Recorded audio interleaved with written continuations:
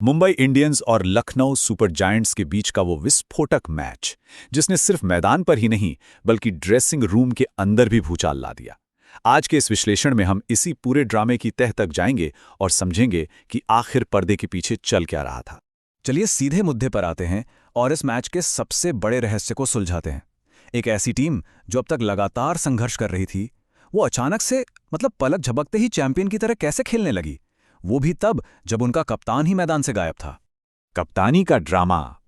पहली गेंद फेंके जाने से पहले ही सबका ध्यान मुंबई के ड्रेसिंग रूम पर टिका था और इसकी सबसे बड़ी वजह थी चोटिल हार्दिक पांड्या की गैर मौजूदगी। सूर्य कुमार यादव को अस्थायी कप्तान बनाया गया और फिर जो हुआ उसने सबको हैरान कर दिया। सोचने वाली बात है कि टीम अचानक इतनी खुश, इतनी बैलेंस्ड और एकदम एकजुट कैसे दिखने लगी। अगर आप 2 साल पहले के हालात याद करें तो कप्तानी में बदलाव पर बुमराह और स्काई जैसे खिलाड़ियों की नाराजगी की खूब चर्चा थी, लेकिन कल नज़ारा बिल्कुल अलग था। वही टीम एक साथ हंसती मुस्कुराती एक सॉलिड यूनिट की तरह नजर आई। ये बदलाव वाकई बहुत कुछ कह जाता है। अब बात करते हैं एलएसजी की तूफानी बैटिंग की। टॉस हारकर पहले बैटिंग करने उतरी लखनऊ की टीम ने अपनी रणनीति पूरी तरह से बदल डाली और 4 विदेशी बल्लेबाजों के साथ एक बेहद आक्रामक रुख अपनाया। और उनका सबसे बड़ा मास्टर स्ट्रोक था निकोलस पूरन को नंबर 3 पर उतारना। इस एक फैसले ने पूरी बाजी पलट दी। एक शांत सा दिखने वाला खिलाड़ी अचानक से इतना खतरनाक हो गया, बिल्कुल वैसे ही जैसे वेकअप सिड का रणबीर कपूर अचानक से गदर के सनी देओल में बदल जाए। और जरा इस आंकड़े पे गौर कीजिए, 300 का स्ट्राइक रेट, मजाक चल रहा है क्या? पूरन ने सिर्फ 21 गेंदों में 63 रन कूट दिए। उनकी इस आंधी के सामने जसप्रीत बुमराह जैसे वर्ल्ड क्लास बॉलर तक बेबस नजर आए।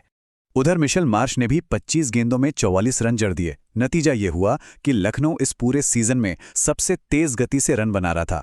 इन दोनों ने मिलकर मिडिल ऑर्डर के लिए एक ऐसा परफेक्ट प्लेटफॉर्म तैयार कर दिया था जहां से एक विशाल स्कोर बिल्कुल तय लग रहा था।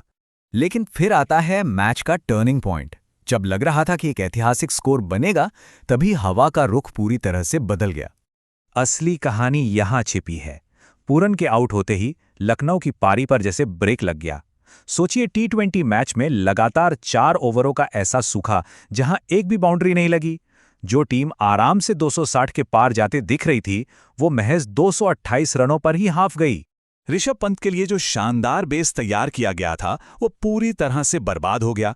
जब लखनऊ को असल में उस चिंगारी की सबसे ज्यादा जरूरत थी, ठीक उसी वक्त उनकी पारी की बत्ती गुल हो गई। और फिर शुरू होता है अगला दौर, शर्मा जी का लड़का रिटर्न्स।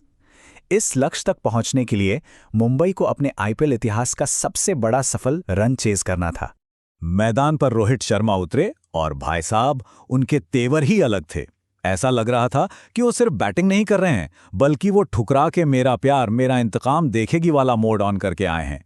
कप्तानी के उस पूरे ड्रामे के बाद उन्होंने न सिर्फ अपना विंटेज अवतार दिखाया, बल्कि पूरी टीम में मानो एक नई जान फूंक दी, जैसे तराजू के दोनों पलड़ों को एकदम बराबर कर दिया हो। इस शुरुआत को देखिए, रोहित और रिकेल्टन की जोड़ी ने तो जैसे तबाही मचा दी।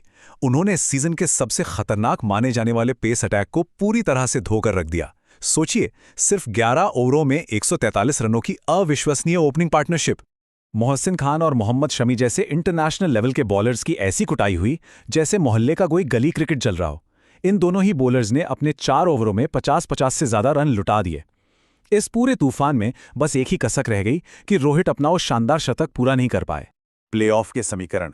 मैच तो खत्म हुआ, लेकिन मुंबई की शानदार जीत और अंदरूनी मतभेद सुलझते हुए दिखने के बाद भी पॉइंट्स टेबल की सच्चाई बहुत ही कड़वी है। सच्चाई यह है कि मुंबई और लखनऊ दोनों ही अब ज्यादा से ज्यादा 14 पॉइंट्स तक ही पहुंच सकते हैं।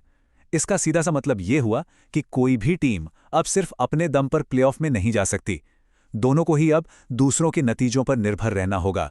अगर लखनऊ के नजरिए से सोचें तो ऐसा लग रहा है कि संजीव गोयनका का वो 28 करोड़ का भारी भरकम निवेश शायद इस बार भी उन्हें प्लेऑफ्स का टिकट दिलाने में नाकाम रहने वाला है। अब ये सारी सिचुएशन एक बहुत ही दिलचस्प मोड़ पर आकर खड़ी हो गई है। जिस टीम ने अपने नियमित कप्तान के बिना इतनी बेखौफ और खुशी खुशी क्रिकेट खेला, जब हार्दिक पांड्या पूरी तरह फिट होकर लौटेंगे तो उस लीडरशिप का क्या होगा?